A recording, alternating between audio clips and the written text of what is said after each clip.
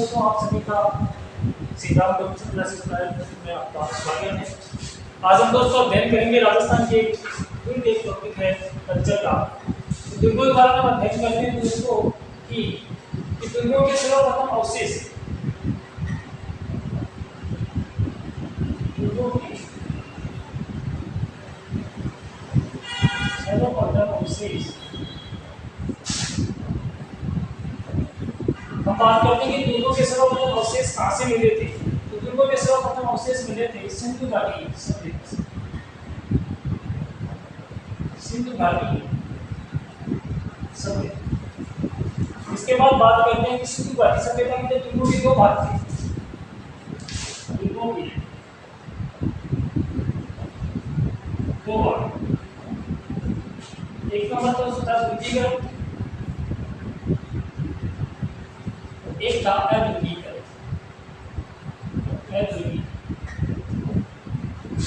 दुर्गों की सिंधु सभ्यता के दो भाग थे, एक दुर्गीगढ़ और एक दूसरा अदुर्गीगढ़।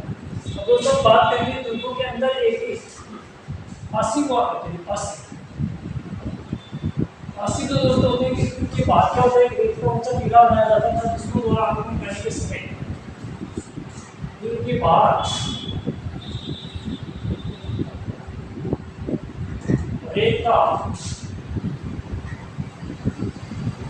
ऊंचा टीला, जिसके बाद एक ऊंचा टीला बनाया जाता था जिसको द्वारा उनके अंदर आक्रमण करने के लिए उसको पासी बोला जाता था। दोस्तों ध्यान रखना, पासी का काम, पासी बनाने का काम 1567 के साके में अकबर ने चित्तौड़गढ़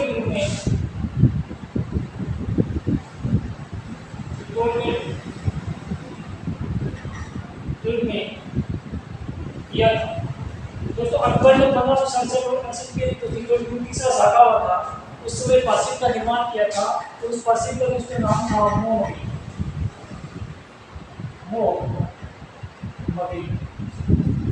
चित्तौड़गढ़ के तीसरे साके के समय अकबर ने जो पासी बनाई उसका नाम था मोहम्मदी। अब हम दोस्तों आगे की बात करेंगे कि दुर्ग कितने प्रकार के दुर्गों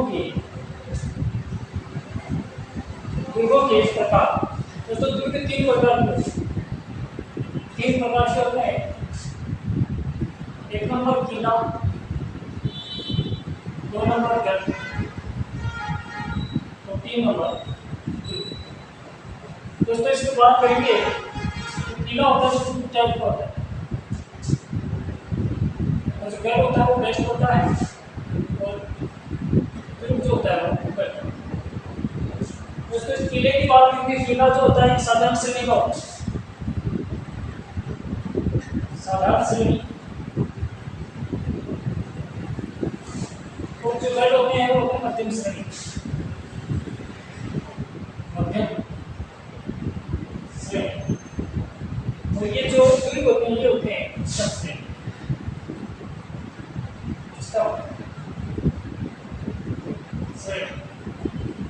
अब दोस्तों आप बात करोगे कि गढ़ जो है वो मध्यम श्रेणी के कैसे होते हैं, तो बात आप बोलेंगे चित्तौड़गढ़ है, चित्तौड़गढ़ के आगे दोस्तों क्या लगता है, दुर्ग लगता है, इसको क्या है उच्चतम श्रेणी का है। अब इसकी हम बात करते हैं कि राजस्थान का दुर्गों में स्थान, राजस्थान का दुर्गों में स्थान। दोस्तों राजस्थान का दुर्गों में जो स्थान है वो तीसरा। दोस्तों बात करें कि भारत के अंदर प्रथम स्थान पे कौन से राज्य हैं, तो दोस्तों प्रथम जो है में प्रथम है दोस्तों महाराष्ट्र, और जो द्वितीय है दोस्तों वो दोस्तों है मध्य प्रदेश। दोस्तों कहा जाता है कहावत के अंदर कि मध्य प्रदेश और राजस्थान भारत के जो ऐसे राज्य हैं जहाँ पर खूब कब्जे किले हैं। अब दोस्तों बात करें कि राजस्थान में सबसे ज्यादा दुर्ग कहाँ है, तो राजस्थान में सर्वाधिक दुर्ग दोस्तों जयपुर जिले के अंदर। राजस्थान के अंदर सर्वाधिक जो दुर्ग है वो जयपुर जिले के अंदर है। इसके आगे हम दोस्तों बात करेंगे कि कौटिल्य ने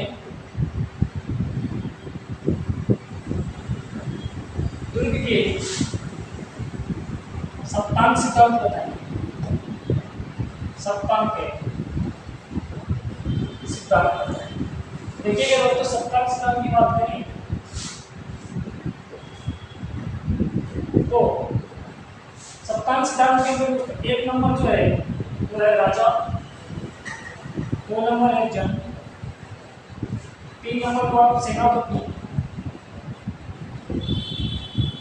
या हमारे,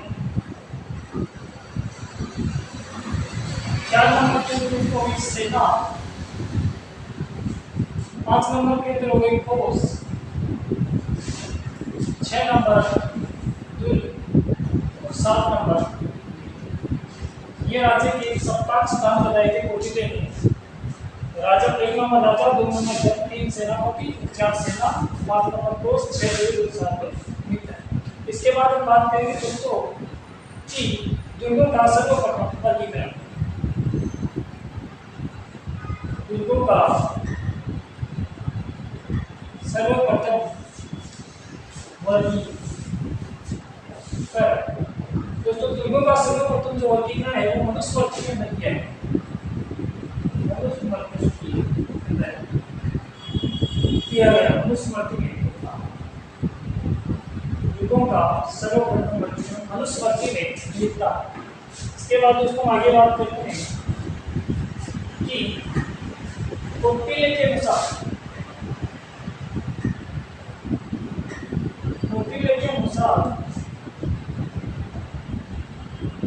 दुर्गों के प्रकार।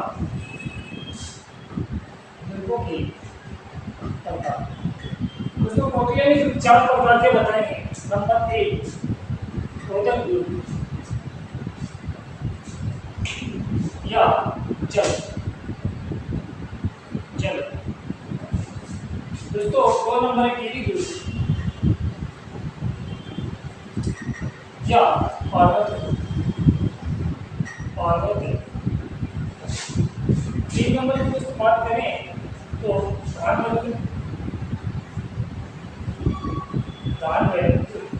Number 4 one.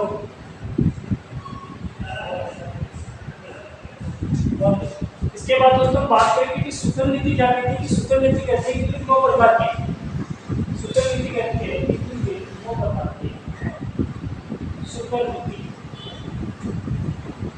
सूत्र नीति दुर्गों के 9 प्रकार बताती है। Number 1 Jaldurg, number 2 Bhanudurg, number 3 Erandurg, number 4 Parvatdurg, number 5 Palidurg, number 6 Palidurg, number 7 Sainyadurg, number 8 Saidurg और नंबर 9 स्तर।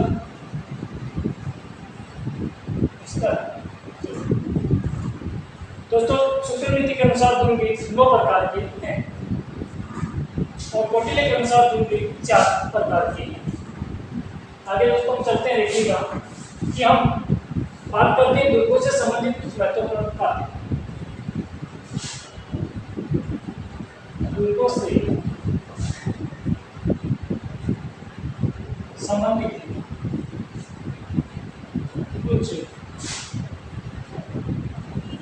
महत्वपूर्ण दुर्ग से संबंधित कुछ महत्वपूर्ण तथ्यों की बात करते हैं तो दोस्तों हम बात करेंगे नंबर 1 कि राजस्थान का सबसे अधिक विदेशी आक्रमण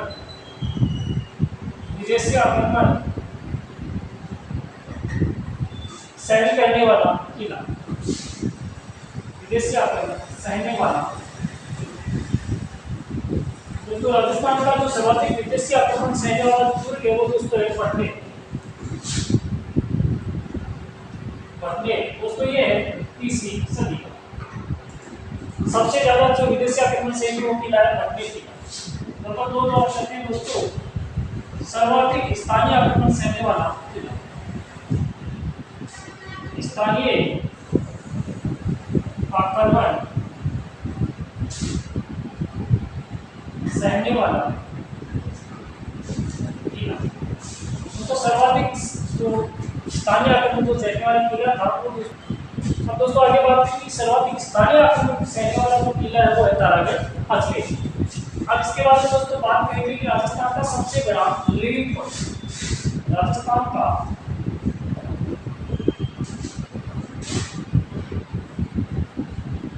सबसे बड़ा लिविंग,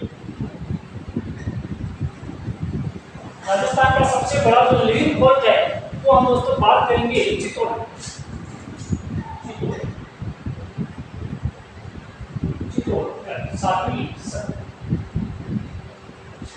चित्तौड़गढ़ जो दोस्तों सबसे बड़ा लिविंग फोर्ट है तो आवासीय किला, तो दोस्तों काटा है चित्तौड़गढ़ का।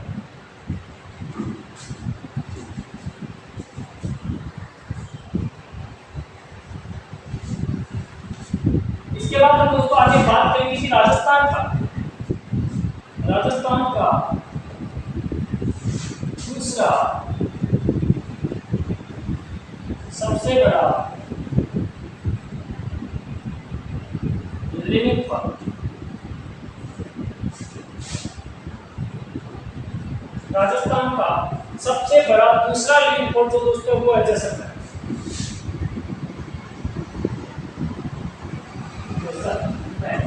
इसके बाद हम दोस्तों बात करेंगे कि राजस्थान का, इसके बाद हम बात करेंगे राज्य का मुगल शैली में बना,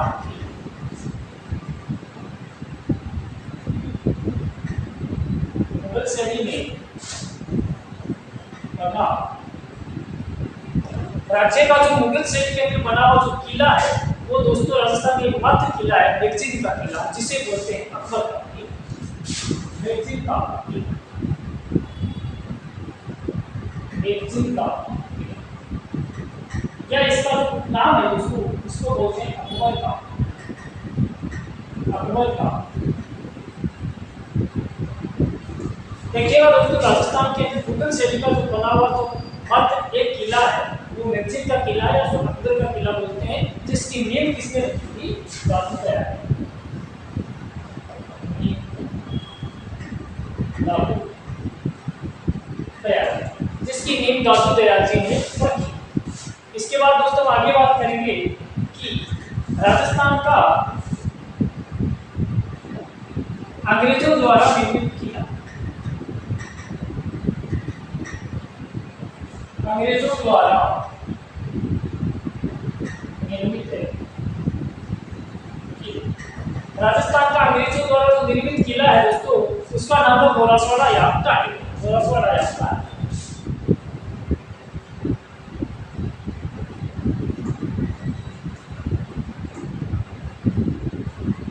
गोरासवाड़ा याप्ता जो राजस्थान का है अंग्रेजों द्वारा निर्मित किला है। इसके बाद हम दोस्तों बात करेंगे राजस्थान का सबसे प्राचीन किला, राज्य का सबसे प्राचीन किला, राजस्थान का सबसे प्राचीन किला जो दोस्तों है वो कौन सा किला है? भटनेर। भटनेर दोस्तों भटनेर पड़ता है हनुमानगढ़ के अंदर, वो कौन सी सदी का है? 3वीं सदी का। राजस्थान का जो प्राचीन किला, सबसे प्राचीन किला है वो भटनेर दुर्ग हनुमानगढ़ है। और दोस्तों भटनेर का नाम, भटनेर इसके बड़ा का महाभारतियों का राज था।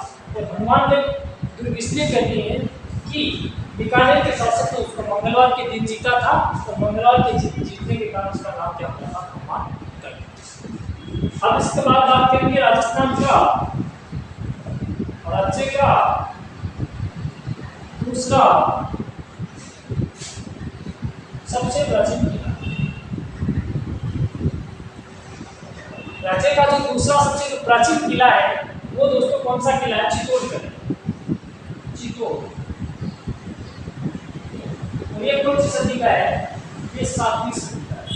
ठीक है, राज्य का जो सबसे प्राचीन किला है वो दोस्तों बाड़मेर हनुमानगढ़ है, और जो सेकेंड जो प्राचीन सबसे प्राचीन किला है वो चित्तौड़गढ़ है, सातवीं सदी का है। इसके बाद हम बात करेंगे आगे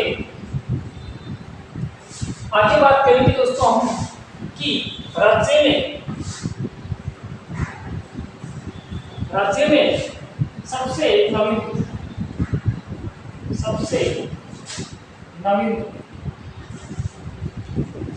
जो राज्य का दोस्तों सबसे जो नवीन दुर्ग है वो कौन सा दुर्ग है? मोहनगढ़। जैसलमेर कौन सा है? मोहनगढ़।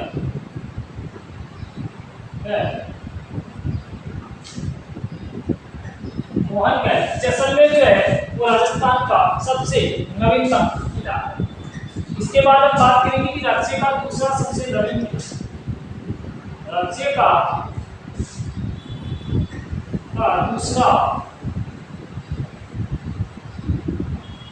सबसे नवीन, राज्य का जो दूसरा सबसे जो नवीन दुर्ग है वो दोस्तों है लोहागढ़।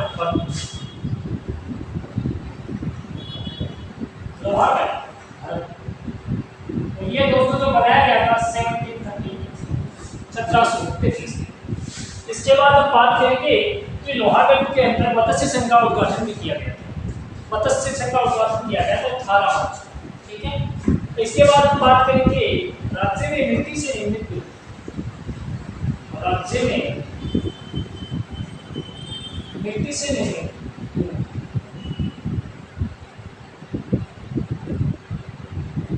निर्मित दुर्ग की बात करें राज्य के अंदर, तो राज्य के मिट्टी के जो दुर्ग बने हुए हैं उनमें दोस्तों एक है बाड़मेर और एक है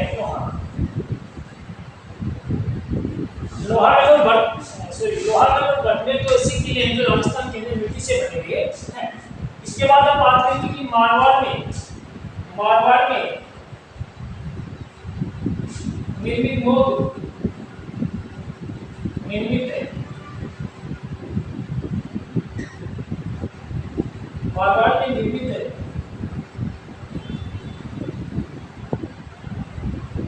मारवाड़ में निर्मित है।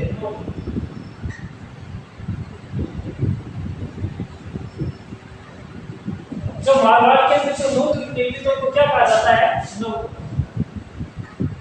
उनको नवकोटी कहा जाता है।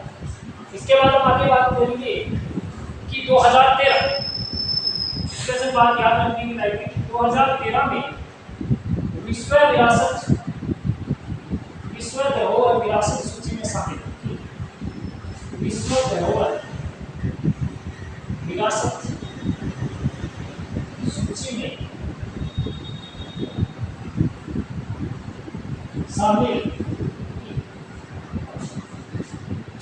कि 2013 में विश्व धरोहर विरासत सूची में शामिल राजस्थान के किले कौन से? तो ये ट्रिक है दोस्तों, ट्रिक से याद रखना। ट्रिक दोस्तों है चिक्कू, गाजर, आम। ट्रिक है दोस्तों चिक्कू, गाजर, आम। ट्रिक आपको याद रखनी है, बाकी आपको ट्रिक को दिमाग में नहीं खाना है। जैसे आपको जो 6 वैसे नाम है वो आपको दिमाग के अंदर बैठाना है। कौन से दोस्तों? एक नंबर की बात करेंगे तो चित्तौड़गढ़।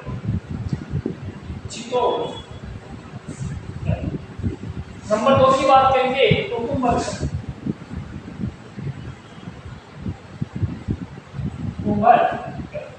नंबर 3 की बात करेंगे गागरोन। और नंबर 4 की बात करेंगे जैसलमेर। और नंबर 5 के अंदर आएगा दोस्तों रणथंभौर। नंबर 6 में हो जाएगा। हाँ,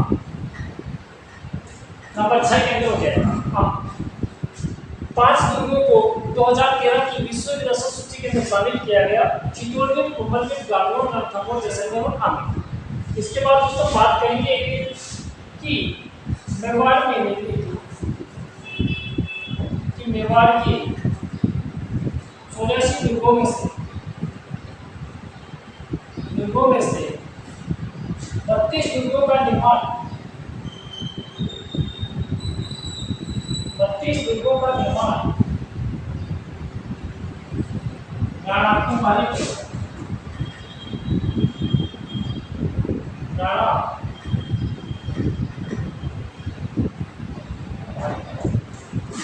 दोस्तों याद रखना कि मेवाड़ की 84 दुर्गों में से 32 दुर्गों का निर्माण राणा कुंभा ने करवाया था, इसलिए राणा कुंभा इस राणा कुंभा को स्थापत्य कला का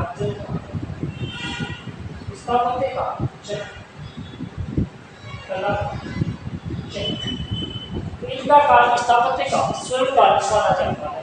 इनका काल तो दोस्तों था ना, और इसके बाद हम बात करेंगे कि ये बात कौन कहती है। ये बात दोस्तों कहता है कि श्यामलदास का वीर विनोद श्यामलदास वीर विनोद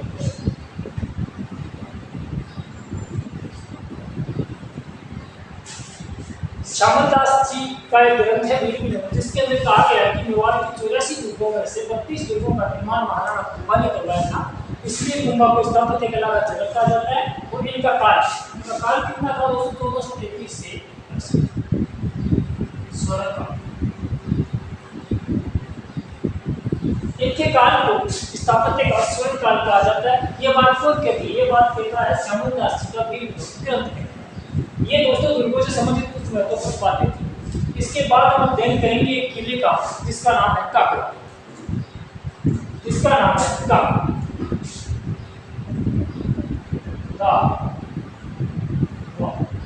दोस्तों पहले बात तो बात करेंगे गागरों जो है कहाँ पे। दोस्तों गागरों में गागरों जो है वो झालावाड़ झालावाड़ के अंदर। दोस्तों इसका निर्माण किसने करवाया? निर्माण की बात करें तो यहाँ पे दोस्तों शासन हुआ करता था। यहाँ पे एक शाखा की कोट है,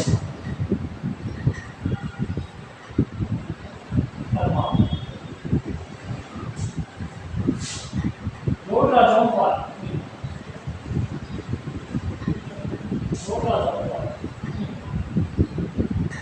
दोस्तों इसका जो निर्माण जो करवाया था वो जोड़ राजाओं ने करवाया था। परमाणु की एक शाखा की जोड़, इसलिए इसका नाम क्या पड़ गया? इसका नाम बन गया जोड़गढ़। इसको मोड़गढ़ भी बोलते हैं, इसको धूलरगढ़ भी बोलते हैं। और प्राचीन समय में गढ़गाटपुर नाम से जाना जाता है। गढ़गाटपुर नाम से प्राचीन समय में गागरों को गढ़गाटपुर के नाम से जाना जाता। अब दोस्तों हम बात करेंगे कि ये कहाँ स्थित है। तो दोस्तों ये दो नदियों के संगम पर स्थित है, काली सिंध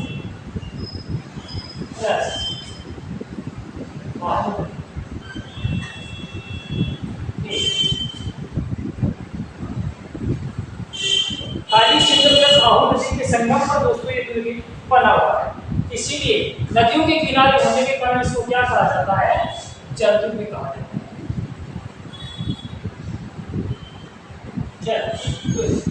अब हम दोस्तों आगे बात करेंगे गागरों से संबंधित कि गागरों दोस्तों यहाँ पे एक शासक हुए थे प्रताप सिंह। प्रताप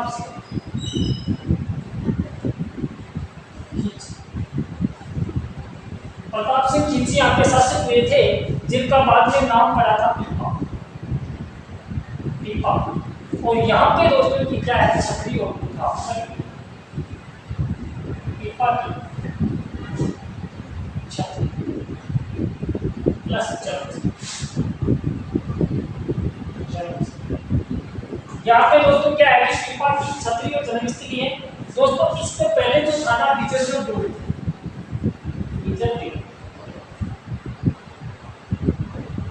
यहाँ पे क्या होता है कि बिजरदेव रोड प्लस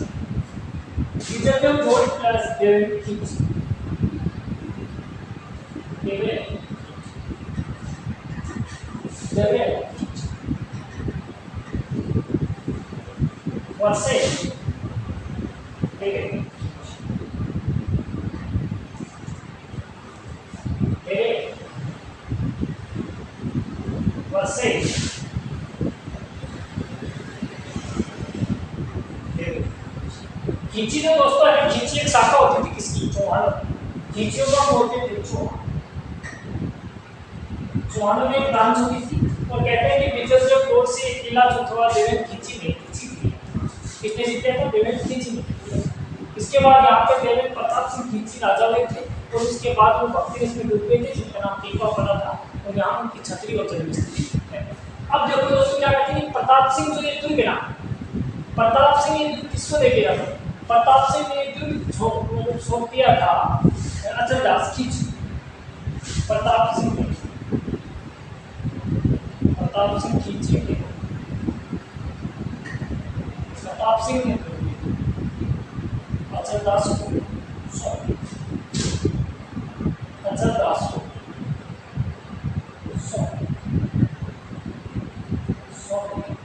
यह बात कौन कहता है? ये बात एक शिवदास गार्जन ने राइट हुई है जिसने किताब लिखी है अचलदास खींची। अब देखिएगा, अब हम बात करेंगे कि इस दुर्ग में दो साथी हुए। इस दुर्ग में दो साथी हुए थे। पहला जो साका हुआ था वो हुआ था 1423 में साका हुआ था, जो उसमें वहां का शासक कौन था? अचलदास।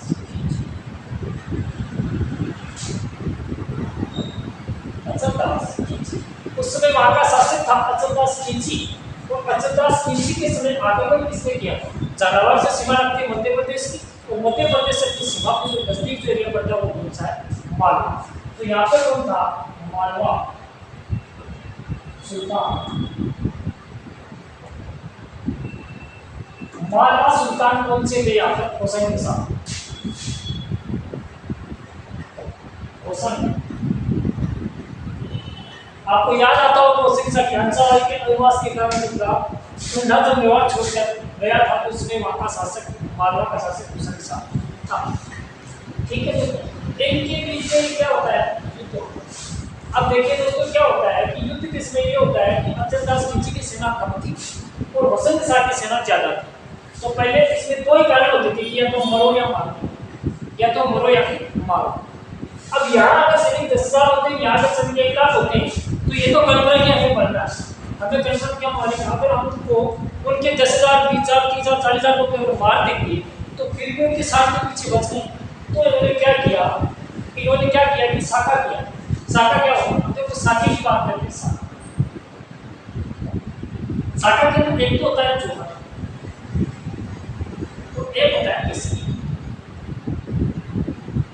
अगर दोनों के अंदर से एक भी नहीं हो तो वो साका नहीं माना जाता। और ऐसा उदाहरण हमें देखने को मिला है जैसलमेर, जिसको हम बोलते हैं ढाई साके, वहाँ साका आधा हुआ था। अब देखो केसरिया के बाद क्या होती है कि महिलाएं क्या होती है कि स्नान करती है, वहाँ पे एक जोतकुंड बना हुआ होता है और जोतकुंड के अंदर स्नान करने के बाद पूरी श्रृंगार साधु श्रृंगार के साथ अग्नि में बैठती थी। तो वो होता था क्या? अग्नि में जहाँ स्नान करते वो था जोत। और महिलाएं क्या करती थी? अग्नि के अंदर जोहर कर लेती और पुरुष क्या होते? केसरिया सामा बनकर आग में युद्ध में कूद जाते। अब देखिएगा दोस्तों, इसके अंदर जो केसरिया किया था वो अचलदास खींची ने।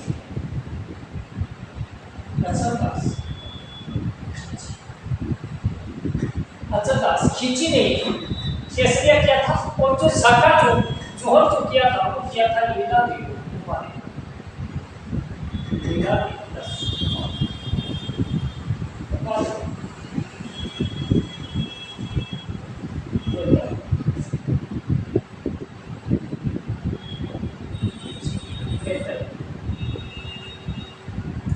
अब दोस्तों ध्यान रखना, साके के अंदर दो चीज होती है। एक चीज होती है साके के अंदर केसरिया, एक होता है जोहर।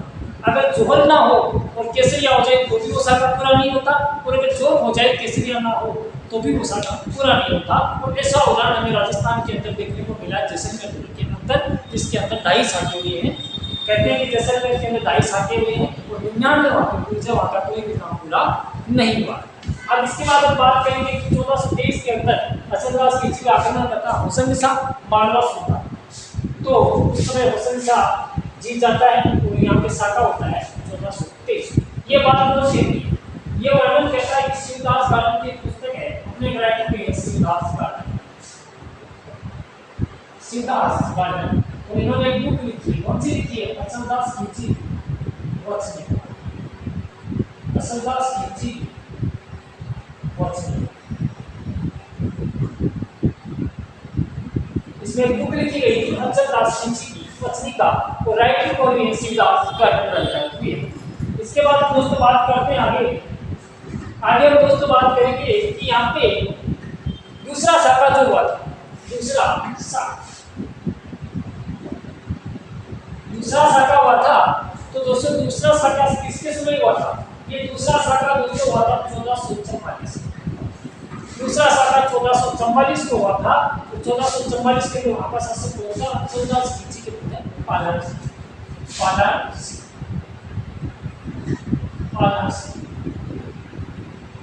अचलदास खिलची के पुत्र थे पालन सिंह, या लिखते तो है अचलदास खिलची की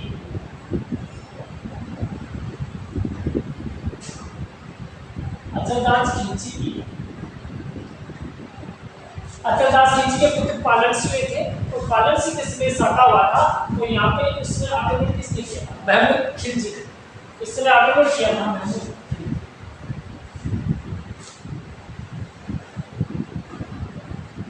उस समय आक्रमण किया था महमूद खिलजी।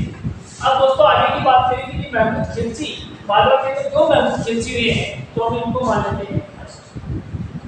महमूद खिलजी पर आक्रमण किया था, और दोस्तों यहाँ पे शाखा हुआ था। और दोस्तों ध्यान रखना, इस समय जो पालन सिंह के जो सहयोग है ना, सहयोग पालन सिंह का सहयोग रहा मान किया राणा कुंभा ने पालन सिंह का सहयोग किया। इसलिए गागरों उनके निर्दोषा के संपन्न में प्रथम शाखा 1423 के समय अचलदास खिलची के शासन के समय वर्षेज होसन के साथ के बीच में हुआ था। इसमें होसन के साथ की जीत हुई, और जयादेव उपाध्याय ने जो किया था वो केसरिया ने किया था, वो अचलदास ने किया। ये बात कौन कहता है? ये बात कहता है कि हमारे राइटर हुए हैं शिवदास गार्डन हमारे राइटर हुए हैं। उन्होंने एक बुक लिखी है अचलदास खिलची वचने। इसके आगे दोस्तों चलते हैं, तो हम बात करेंगे कि गागरों दुर्ग के अंदर इमारतें कौन कौन सी बनाई गई हैं। इमारतें, इसके अंदर इमारतें कौन कौन सी बनाई गई है, इसके हम बात करेंगे दोस्तों। देखिए यहाँ पे दरगाह बनी हुई है हमीदुद्दीन की दरगाह, हमीदुद्दीन की दरगाह, मीठे साथ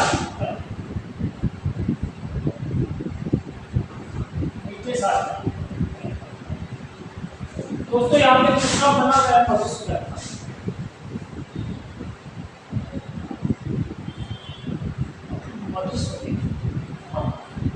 इसके बाद दोस्तों हम बात करेंगे यहाँ पे बना हुआ बुलंद।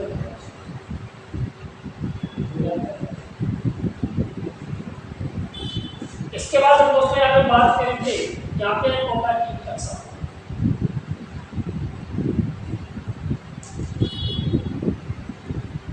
ठीक है। इसके बाद हम दोस्तों बात करेंगे यहाँ पे बना हुआ है जाली,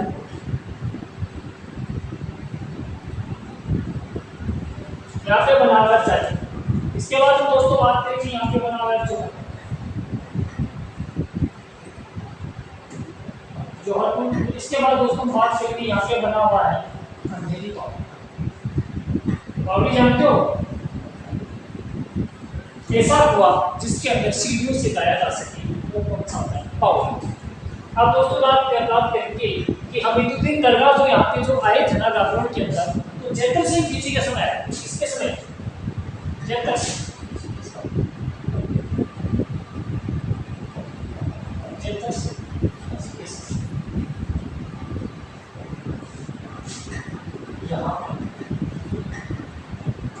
जैतर सिंह खिलची के समय जो मीठे साहब जो ये किताबों ये यहाँ आए।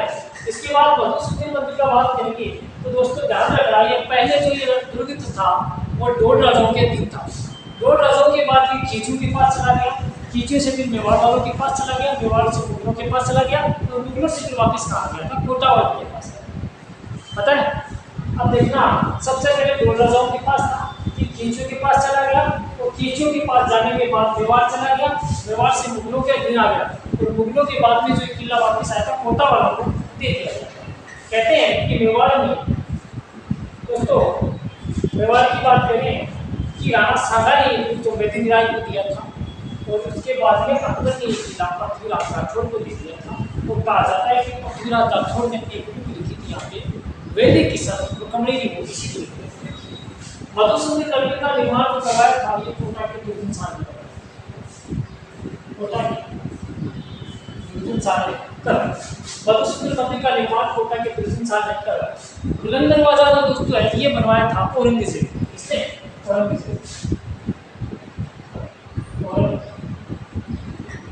औरंगजेब ने बनवाया।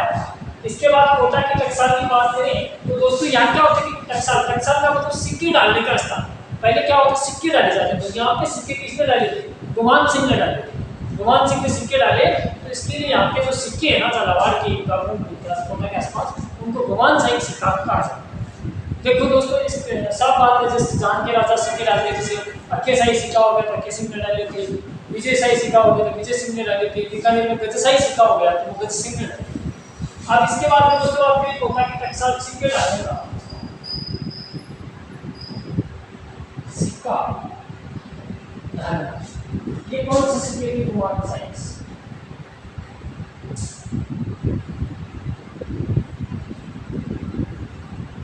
गुमान साइंस। इसके बाद जालिम फोर्ट की बात करें तो झालावाड़ के अंदर एक शासक रहे थे झालावाड़ के अंदर जालिम वो रहे थे जालिम तो इन्होंने बनाया था जालिम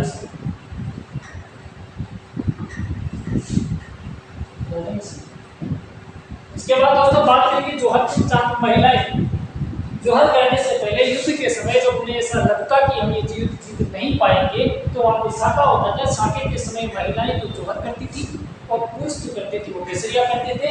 तो जो उससे पहले जोहर करने से पहले पानी का एक कुंड होता था बड़ा सा, उसके अंदर महिलाएं स्नान करती थी अच्छी तरीके से पूरे साजो श्रृंगार के साथ फिर अग्नि के अंदर बैठती थी। वो क्या जोहर फिर एक अंधेरी ठीक है दोस्तों। ये क्या था गागरों की बातें थी। अब आगे हम दोस्तों अध्ययन करेंगे। धन्यवाद।